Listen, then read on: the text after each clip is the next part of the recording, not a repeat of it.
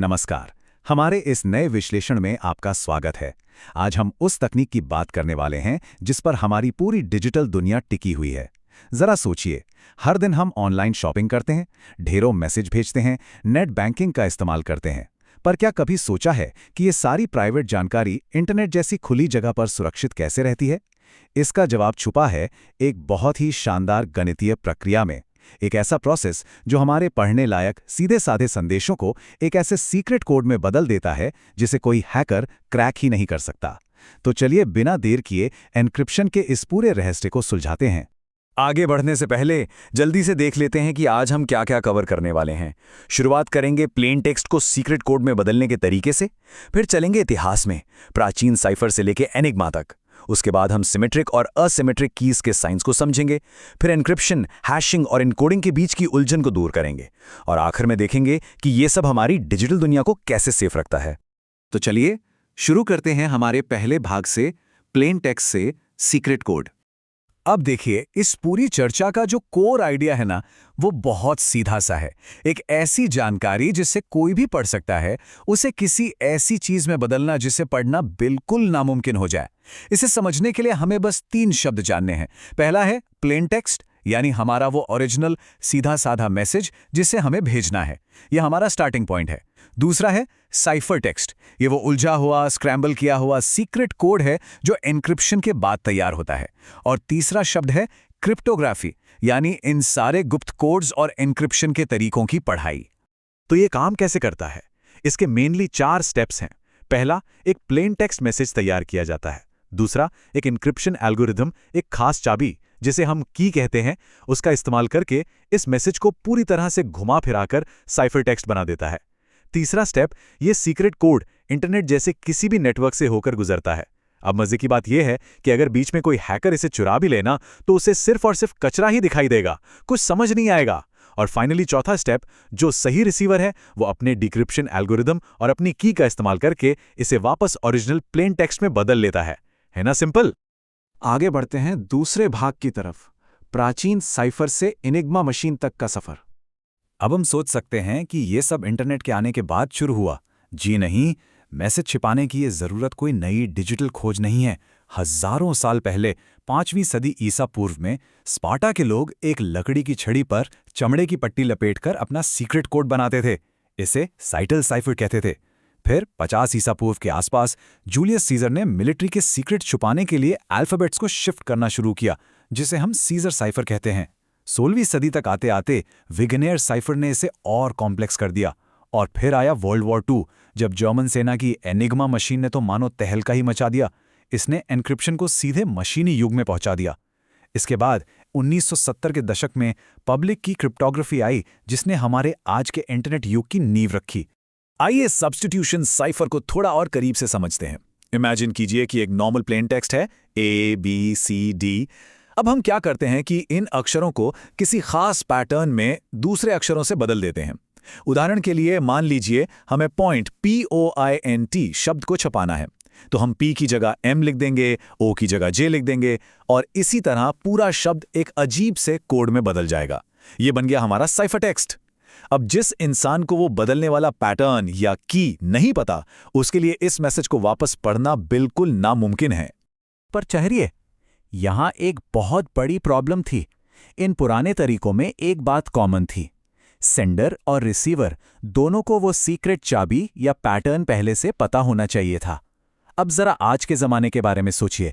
Sender बैठा है भारत में और रिसीवर है अमेरिका में। वो सुरक्षित तरीके से इस सीक्रेट की को कैसे शेयर करेंगे? अगर वो इसे सीधे इंटरनेट पर भेजेंगे तो कोई भी उसे बीच में चुरा सकता है, फिर तो सारा खेल ही खत्म। और इसी प्रॉब्लम ने जन्म दिया हमारे तीसरे सेक्शन को, सिमेट्रिक और असिमेट्रिक कीज।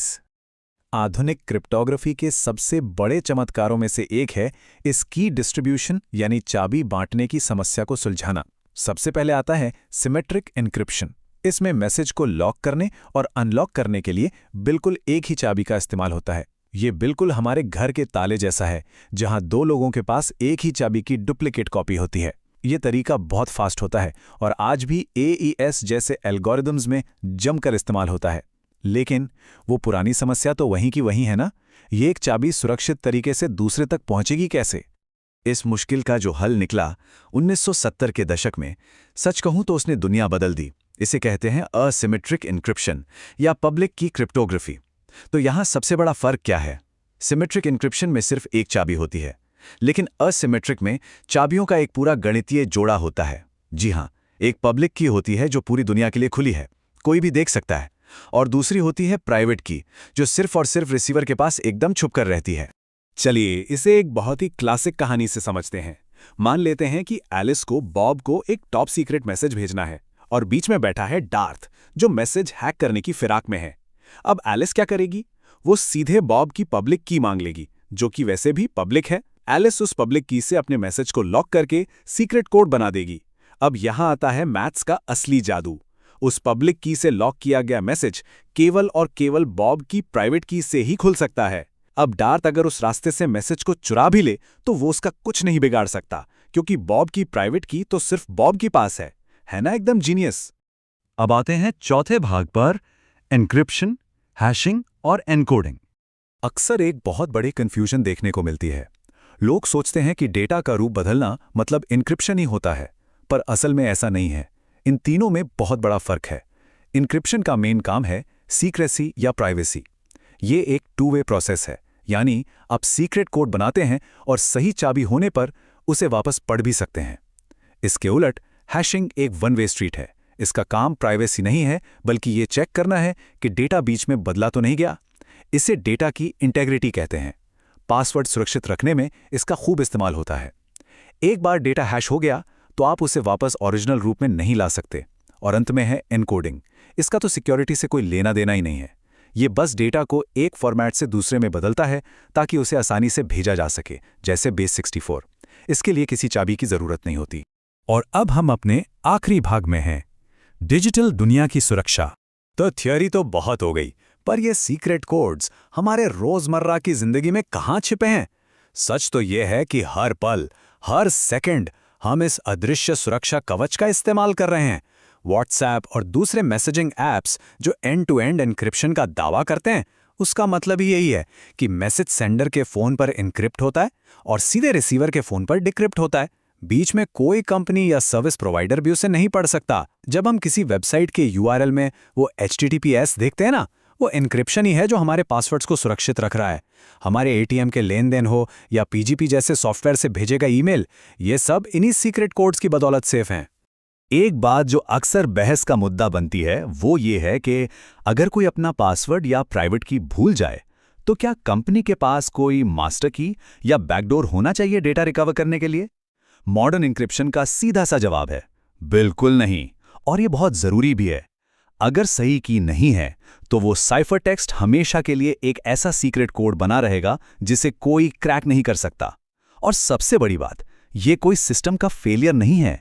सिस्टम को डिजाइन ही इसी तरीके से किया गया है ताकि डेटा किसी भी हालत में कॉम्प्रोमाइज ना हो।